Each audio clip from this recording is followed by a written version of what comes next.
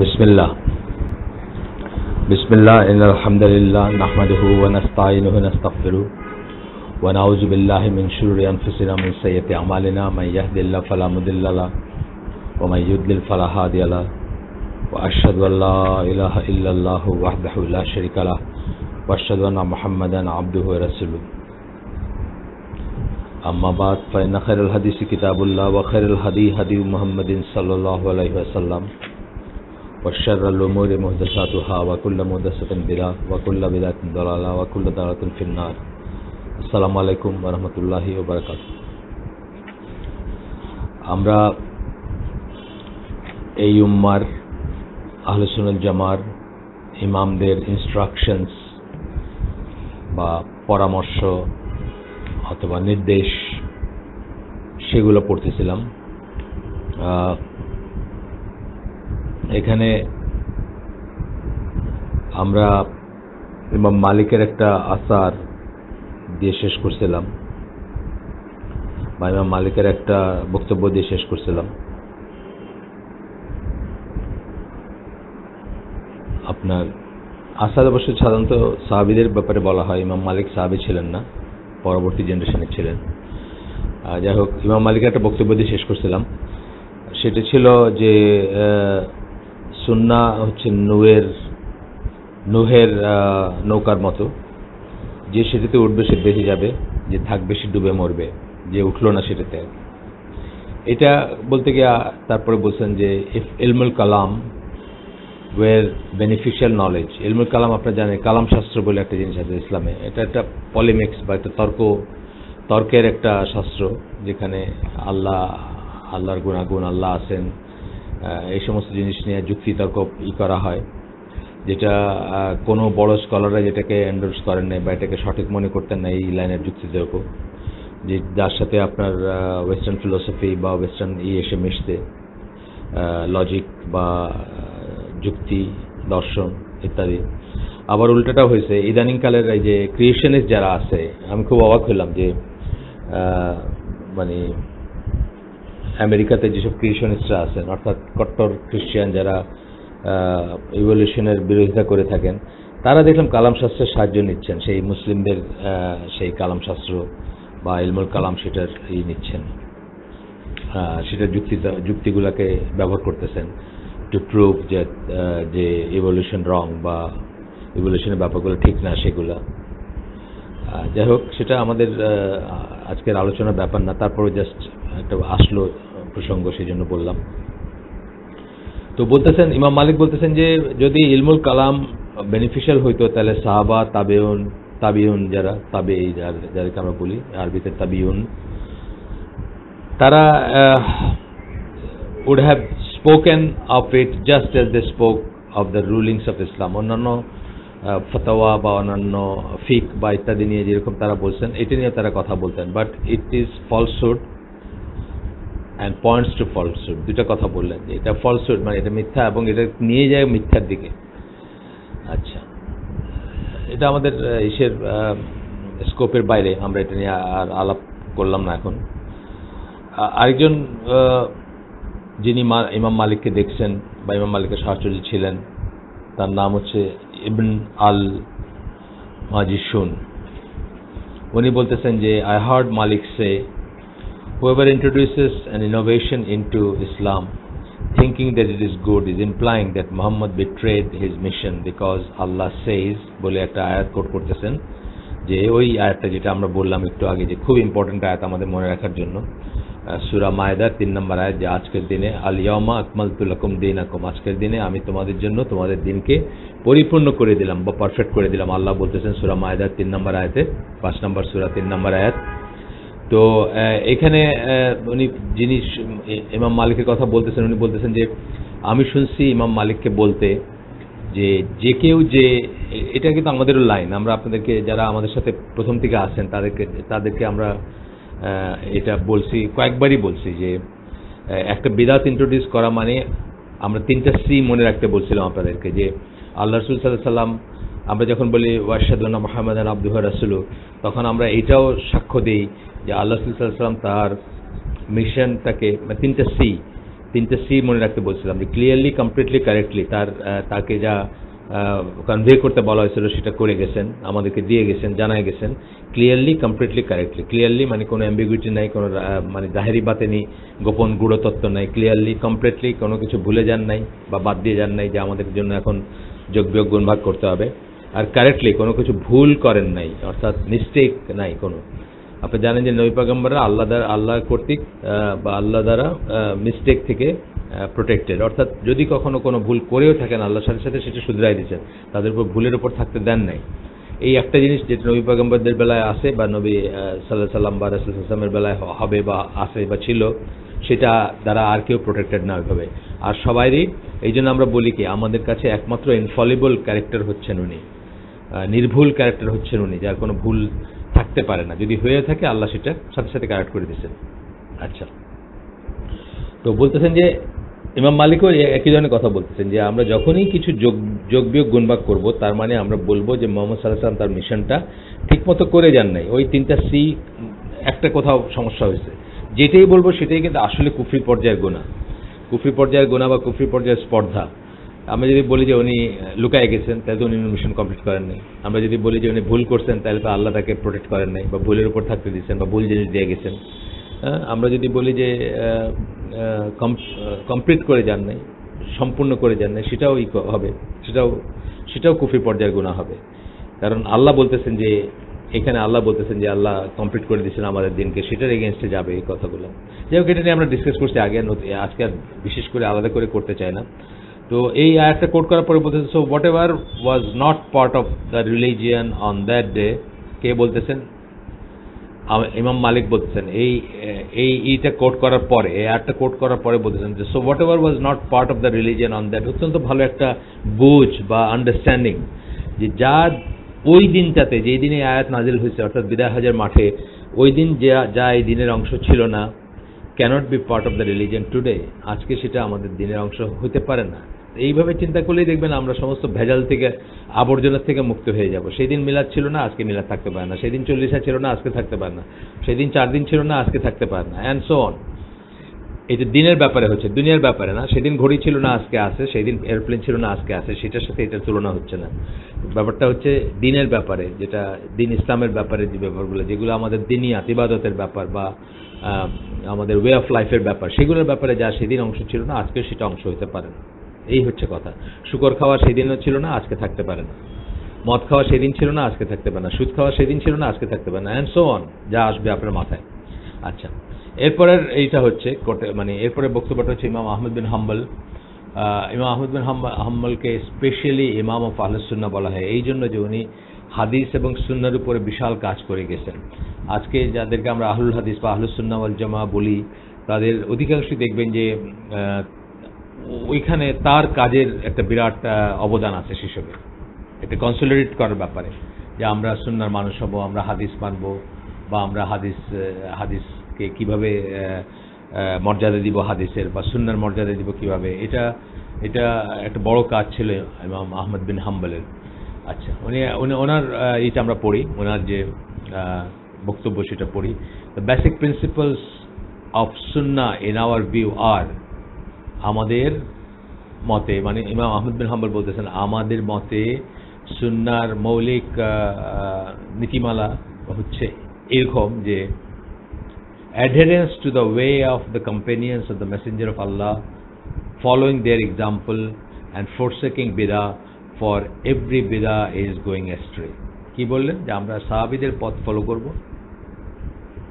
অর্থাৎ সাহাবীরা যেহেতু সাহাবীদের জীবনে ভ্যারিয়াস সমস্যা আসছে, ভ্যারিয়াস জিজ্ঞাসা আসছে, সেগুলো তারা রাসূলের কাছে গেছেন। এক একজনের এক এক ধরনের প্রবলেম, কারো ডিভোর্সের প্রবলেম, কারো সম্পত্তির প্রবলেম, কারো দাসীকে চড় মারছেন সেটার প্রবলেম। মানে এই ভ্যারিয়াস প্রবলেমগুলোর যে সলিউশনগুলো তাদেরকে আল্লাহ রাসূল সাল্লাল্লাহু আলাইহি ওয়াসাল্লাম দিচ্ছেন এবং তারা যার উপর জীবনযাপন করছেন, সেইগুলাই হচ্ছে আমাদের, সেগুলোর সাথে আমাদের লেগে থাকা উচিত। জীবনের সমস্যার সলিউশন সেগুলোর এসে যাওয়া উচিত।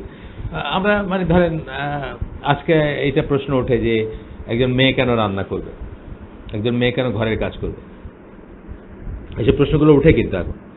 কিন্তু আমরা দেখেন, আমরা মানে দুইটা ঘটনা হঠাৎ আমার মনে পড়লো, এই জন্য বলতেছে প্রসঙ্গত, যে একটা হচ্ছে আসমা বিনতে আবু বকর, ওনার বর্ণনা আসে উনি কাঠকড়ি লাকড়ি মাথায় করে নিয়ে আসতেছেন, উনি ওনার হাজব্যান্ড বা ওনার ফ্যামিলিকে সার্ভ করতেছেন, এবং এটা পারফেক্টলি ওকে ছিল মদিনার সমাজে, কেউ এটা নিয়ে মানে করে নাই। আরেকটা দেখেন যে ফাতিমা রাদিয়াল্লাহু আনহা আসছিলেন যে তার এবং আলী রাদিয়াল্লাহু আনহু তারা আসছিলেন যে তাদেরকে, স্পেশালি ফাতিমা রাদিয়াল্লাহু আনহা, যে তাদেরকে একটা একটা স্লেভ বা একটা হেল্পিং হ্যান্ড দেওয়া যায় কিনা। ওনার মানে যাতায় গম পিষতে পিষতে ওনার হাতে কড় পড়ে গেছে বা অনেক কষ্ট হয় ওনার, ইত্যাদি ইত্যাদি। আল্লাহ রাসূল সাল্লাল্লাহু আলাইহি ওয়াসাল্লাম তাকে কি বলছিলেন, তাকে একটু দোয়া শিখাই দিয়েছিলেন, তাকে কিন্তু কোনো একটা স্লেভ দেন নাই বা বলেন না না না you are not suppose to do it, তুমি আমার মেয়ে। আলী রাদিয়াল্লাহু আনহুকে বকাঝকা করেন নাই যে আমার মেয়ে যে তুমি এরকম খাটাইতেছো, এরকম করেন নাই, মানে দ্যাট ওয়াজ দ্য নর্ম।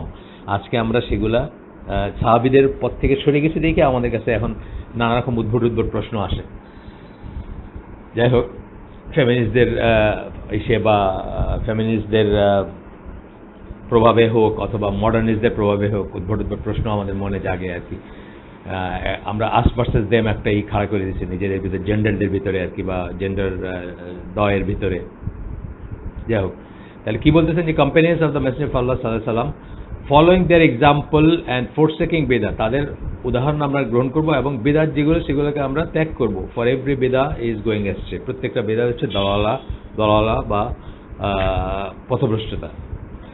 এগুলো সবই আমরা জানি মোরলেস, বাট জানি বলতে মানে ধরেন আউটলাইনটা হয়তো জানি, এক এক সময় হয়তো এক একটা পয়েন্ট আমরা মিস করি বা ছোট্ট একটা কথা মিস করি, যে কথাটা অনেক দামি কথা। সেই জন্য আর কি, যেমন ধরেন এই যে একটু আগে ইমাম মালিক যে কথাটা বললেন, আমরা হয়তো এই জিনিসগুলো ব্যাগভাবে জানি, কিন্তু ঠিক এইভাবে পিন পয়েন্ট করে আমরা চিন্তা করি না যে যেটা ওই সময় আল্লাহ যেদিন বলছেন যে আজকের দিনে তোমাদের দিনকে আমি কমপ্লিট করে দিলাম তোমাদের জন্য, ওই দিন যা দিনের অংশ ছিল না আজকে সেটা দিনের অংশ হতে পারে না। এইভাবে হয়তো আমরা জিনিসটা ভেবে দেখি না।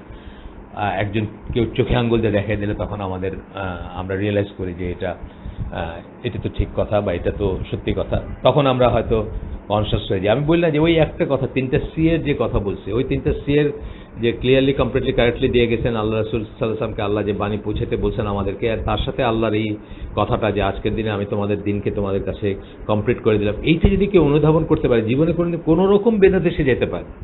প্রত্যেকটা বেদাত হবে প্রচণ্ড রকম বেয়াদবি, ইফ নট কুফরি না হইতে পারে যে সে তো ঠিক ওই কথাগুলো রিয়েলাইজ করে বলতেছে না, কিন্তু আসলে তো বলা হচ্ছে যে আল্লাহ রাসূল প্রতি মিথ্যা আরোপ করা হচ্ছে, আল্লাহর প্রতি মিথ্যা আরোপ করা হচ্ছে যখন আপনি যোগ বিয়োগ গুণভাগ করতে যাবেন দিনে, এটা বোঝার ব্যাপার আছে। যাই হোক, এরপরটা হচ্ছে হাসান বসরি, তার সালাফদের একজন,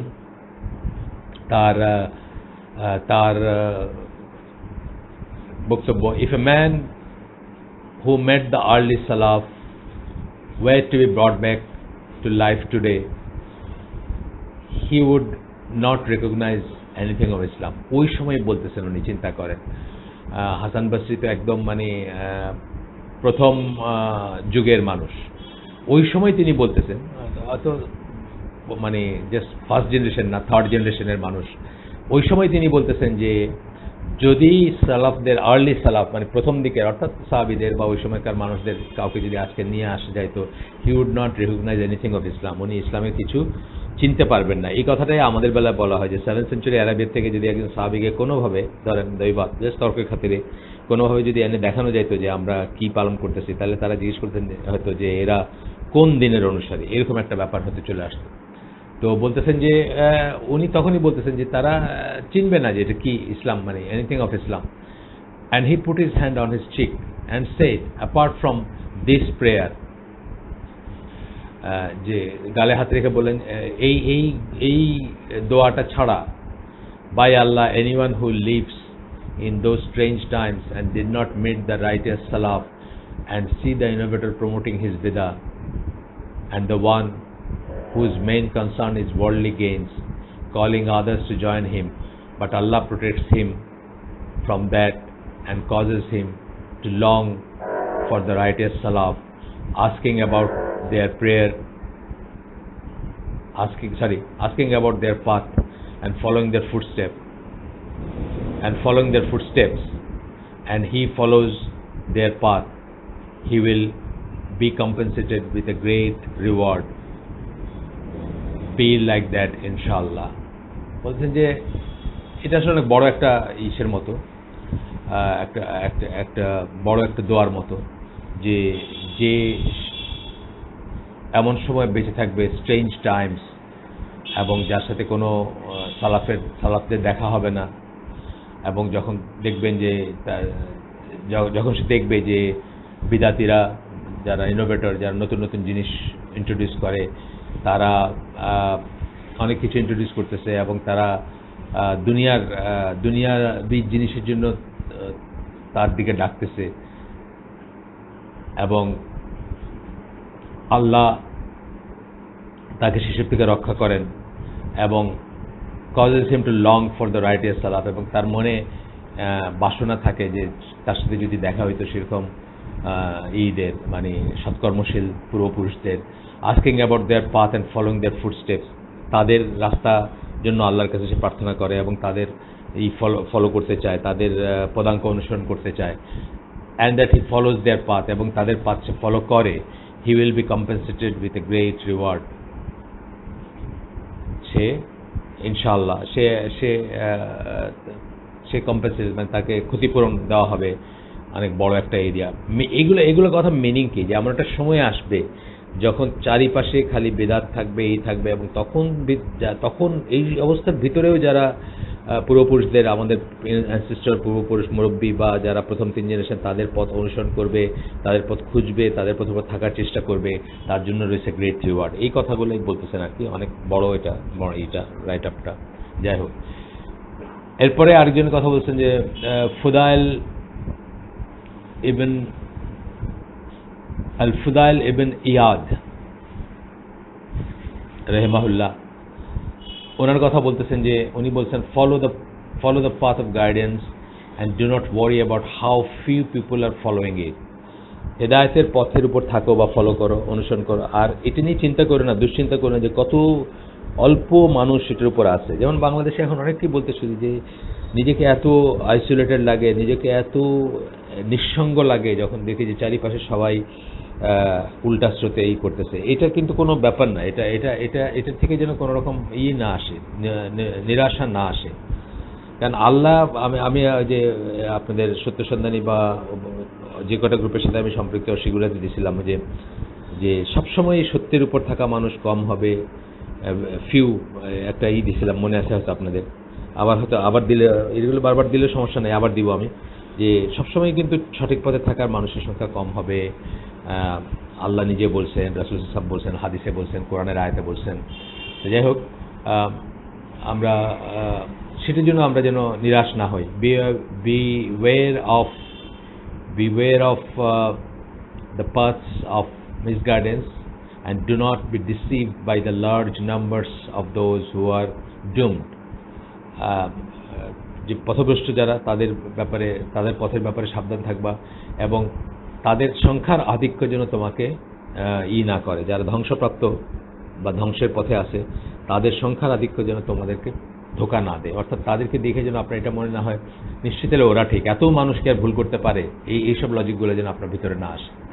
আচ্ছা, এরপরে এইটা হচ্ছে সেইংটা হচ্ছে আব্দুল্লাহ বিন ওমর রাদিয়াল্লাহু আনহুমা said to a person who asked him about something and said, your father forbade that. Abdullah ইবনে ওমরকে একজন মানুষ কিছু নিয়ে জিজ্ঞেস করছিল এবং বলছে যে তোমার বাবা তো এটা নিষেধ করছেন। তখন উনি বলছেন, আব্দুল্লাহ ইবনে Omar, it is the command of messenger of Allah is the command of the messenger of Allah sallallahu alaihi wasallam more deserving of being followed or the command of my father?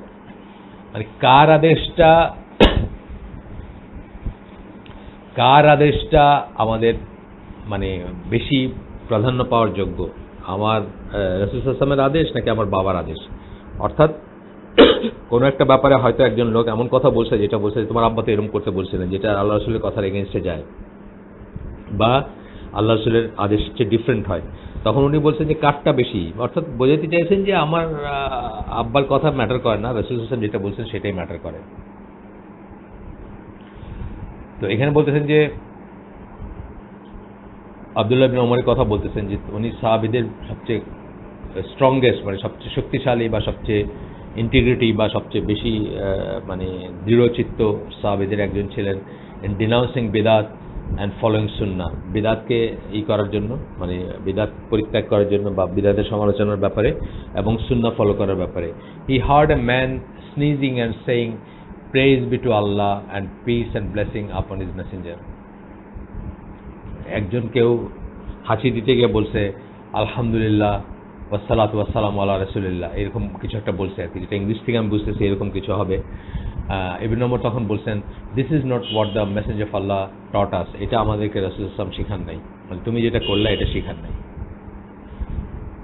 Rather he said, when any one of you sneezes let him praise Allah, বরং আল্লাহ রাসূল সাল্লাল্লাহু আলাইহি ওয়াসাল্লাম বলছেন যে যখন কেউ হাঁচি দিবে তখন আলহামদুলিল্লাহ, লেট হিম মানে যে এই করবে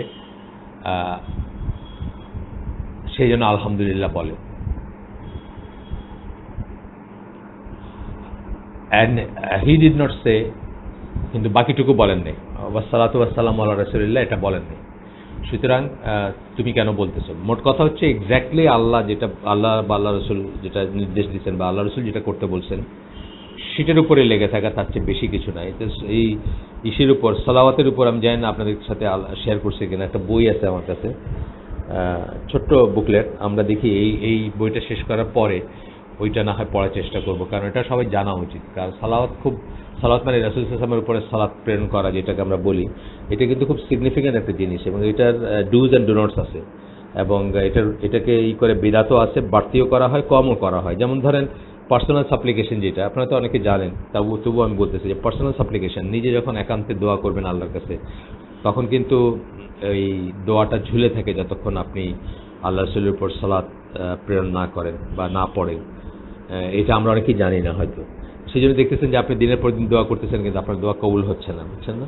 তো এটা খুব ইম্পর্ট্যান্ট একটা জিনিস, সালাত বা সালাওয়াত আল্লাহ রাসূলের উপর কীভাবে পড়বেন, কখন পড়বেন। এই যে এখন বললেন যে হাঁচির পরে আপনি শুধু আলহামদুলিল্লাহ বলবেন, ওয়াসসালাতু ওয়াসসালামু আলা রাসূলিল্লাহ বলবেন না, কারণ সেটা আল্লাহ রাসূল শিক্ষা দেন নাই, এটা এক্সট্রা হবে বা এটা বিদআত হবে।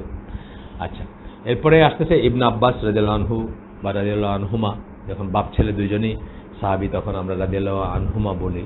ইবনে ওমরের বেলায় যেটা বললাম রাদিয়াল্লাহু আনহুমা, দুইজনের উপরই পড়ি আমরা, দোয়াটা পড়ি। ইবনে আব্বাস যেমন সাহাবী, তার বাবা আব্বাস রাদিয়াল্লাহু আনহু উনিও সাহাবী, এই জন্য একই জিনিস পড়বো তার বেলায়। Said to a person who opposed sunnah by quoting the words of Abu Bakr and Omar রাদিয়াল্লাহু আনহুমা, আবারও দুজন সাহাবীর কথা বলছি আমরা। তো এটা খুব ফেমাস একটাই, এটা আমরা প্রায়শই বলে থাকি বা অনেকখানি কোট করি বা অনেকবারই বলি, যে সেটা হলো যে তামাত্তু হজ নিয়ে কোনো একটা ব্যাপারে মানে ইবনে আব্বাস মানে বক্তৃতা দিচ্ছিলেন বা বক্তব্য পেশ করতেছিলেন, তার লিসেনার্স ছিলেন কারা? আইদার সাহাবী অর তাবেঈ, এই ধরনের মানুষই ছিলেন যারা বেস্ট অফ দ্য বেস্ট। আচ্ছা, তো যে মানুষের ভিতরে বা মুসলিমদের ভিতরে জেনারেশন ওয়াইজ, তো তখন কেউ বলছে যে কিন্তু আবু বকর বা ওমর যেরকম বলছেন, মানে কোন একটা কথা বলতে গিয়ে বলছে আর কি, তখন ইবনে আব্বাস কি বলছেন শোনেন, soon stones from heaven will be sent upon you as a punishment. আমি আশঙ্কা করি, মানে বাংলায় যেটা আমি বর্ণনা করছি, আমি আশঙ্কা করি তোমাদের উপর শীঘ্রই আকাশ থেকে পাথর বর্ষিত হবে শাস্তি হিসাবে। I say to you the messenger of Allah said, আমি তোমাদের বলতেছি যে আল্লাহ রাসূল সাল্লাল্লাহু আলাইহি ওয়াসাল্লাম কিছু একটা বলছেন, and you say Abu Bakr and Umar said, তোমরা বলতেছো আবু বকর এটা বলছে আর ওমর এটা বলছে। আবু বকর ওমর কে? এটা অত্যন্ত ইম্পর্ট্যান্ট একটা মানে কি বলবো, মানে ইয়ার্ডস্টিক আমাদের জন্য, মাপকাঠি বলতে পারেন আপনি, যে যখন আল্লাহ রাসূল সাল্লাল্লাহু আলাইহি ওয়াসাল্লামের একটা কথা আসবে, তার কথার এগেইনস্টে আমরা কোনো সাহাবী বা অন্য কারো কথাকে প্রাধান্য দিব না বা সেটা দিয়ে তর্ক করব না বা সেটাকে রিপিট করার চেষ্টা করব না। ইবনে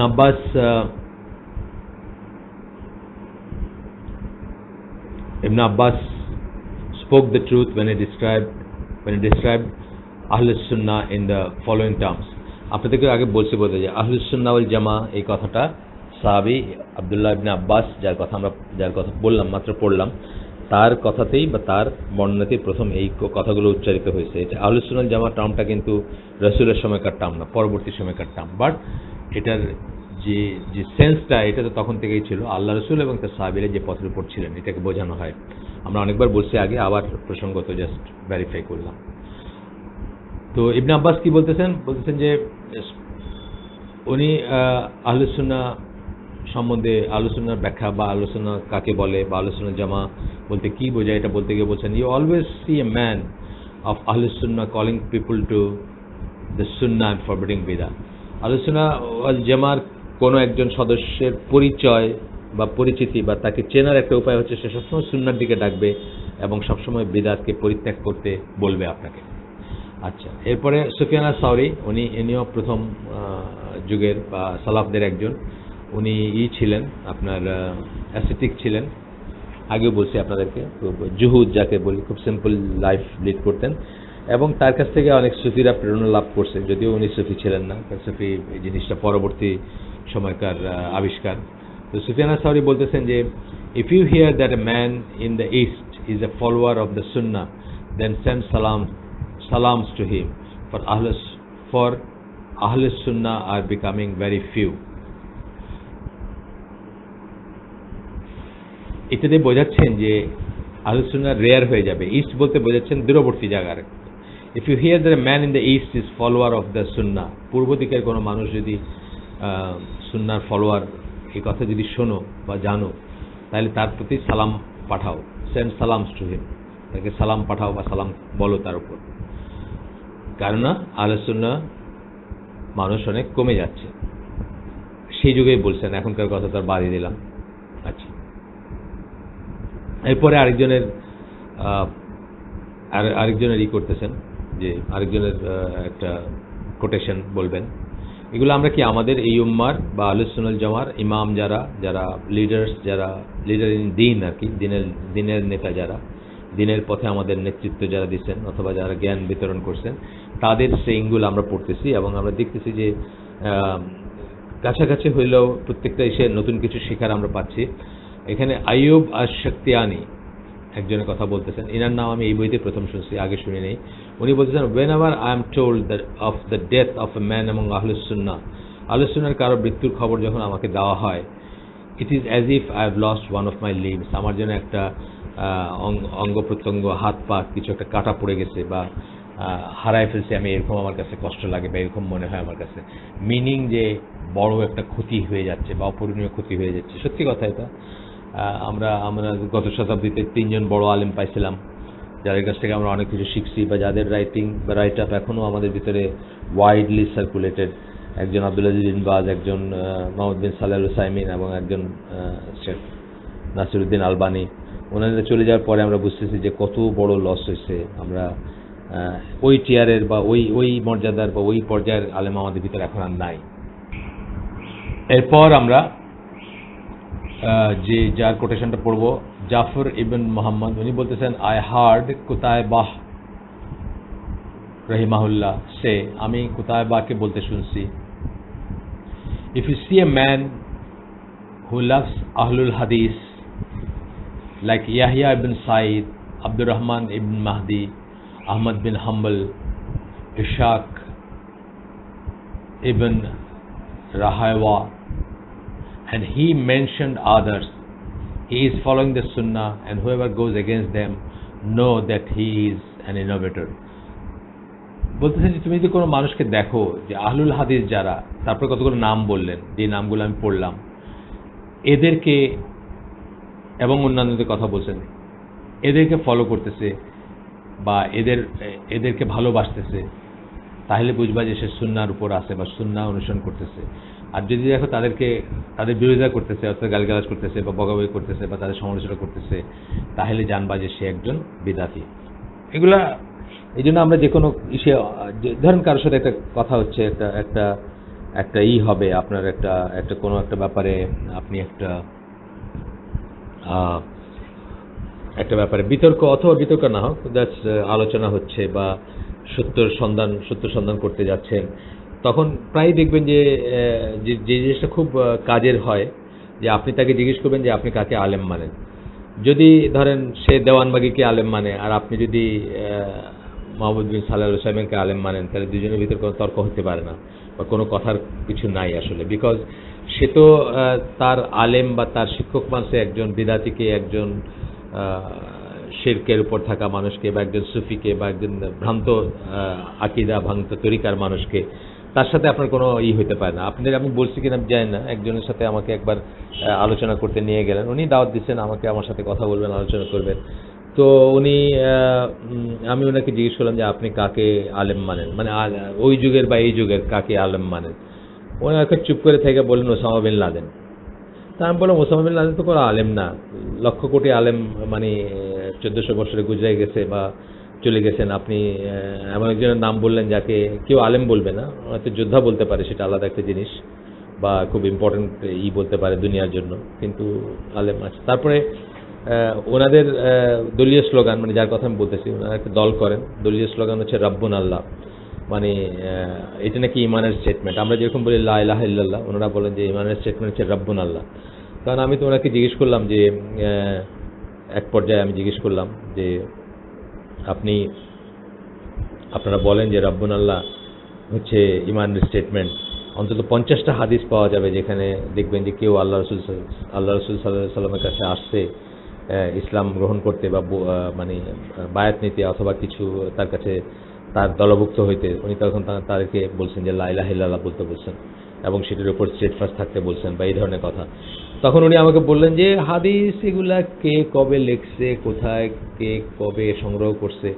আমি তখন তো মানে লাফ মাইরা মনে হয়েছে যে বাইর হয়ে দৌড় মাইরা আসি, এবং আমি যে আমাকে নিয়ে গেছিল তার আমি অলমোস্ট মারতে গেছিলাম যে তুমি আমার সময়টা নষ্ট করলা। এর কারণ হচ্ছে যে আলেম একজন ক্লাসিক্যাল আলেমের নাম বলতে পারে না, ক্লাসিক্যাল পিরিয়ডের, বা একজন মানে সবার কাছে গ্রহণযোগ্য আলেমের নাম বলতে পারে না, যার মুখে ওসামা বিন লাদেন একজন আলেম, আর যে বলে যে হাদিস কে কবে লিখছে এটার কোনো ঠিক আছে নাকি, তার সাথে তো কোনো তর্ক হইতে পারে না। তো এইটাই হচ্ছে কথা, যে আপনি ওই কথাটাই আরেকভাবে বলছেন, যিনি এখানে বলছেন যে যদি তুমি দেখো যে আহলুল হাদিস, যারা হাদিসকে যারা মানে, যারা হাদিসের লোক, অর্থাৎ এই আহমদ বিন হাম্বল সহ যাদের নাম বলছেন, তাদেরকে ভালোবাসে, তাহলে জানবা যে সে সুন্নাহর লোক বা আহলুস সুন্নাহর লোক বা আহলুস সুন্নাহ জামার উপর আছে, পথের উপর আছে। কিন্তু যদি দেখো যে তাদেরকে সমালোচনা করতেছে বা তাদের বিরোধিতা করতেছে, তাহলে জানবা যে সে বিদআতপন্থীর লোক। এটা হচ্ছে একটা প্রাইমারি, মানে একটা প্রথম স্টেপ, কারোর সাথে কথা বলবেন কিনা বা আদৌ আলোচনা করবেন কিনা দিন নিয়ে, সেটার একটাই। কারণ যদি এখানে যদি আপনি আপনার রেফারেন্স পয়েন্টটা যদি আলাদা হয়, তাহলে কথা বলার কোনো মানে হয় না। রেফারেন্স ফ্রেমটা এক হইতে হবে অন্তত, তখন অন্তত মানে সত্যাসত্য নিয়ে কথা বলা যায়। আমরা আজকে শেষ করে দিব। সুবহানাকাল্লাহু ওয়া বিহামদিকা আশহাদু আল্লা ইলাহা ইল্লা আনতা আস্তাগফিরুকা ওয়া আতুবু ইলাইক। আমরা যা শুনলাম তার ভিতরে ভালো কিছু শুনে থাকলে সমস্ত প্রশংসা আল্লাহর, এবং খারাপ কিছু শুনে থাকলে সমস্ত ব্যর্থতা আমার, এবং সেটা শয়তানের তরফ থেকে। আল্লাহ আমাদের তৌফিক দেন ভালো যা শুনলাম তার উপর আমল করার। আসসালামু আলাইকুম ওয়া রাহমাতুল্লাহি ওয়া বারাকাতুহু।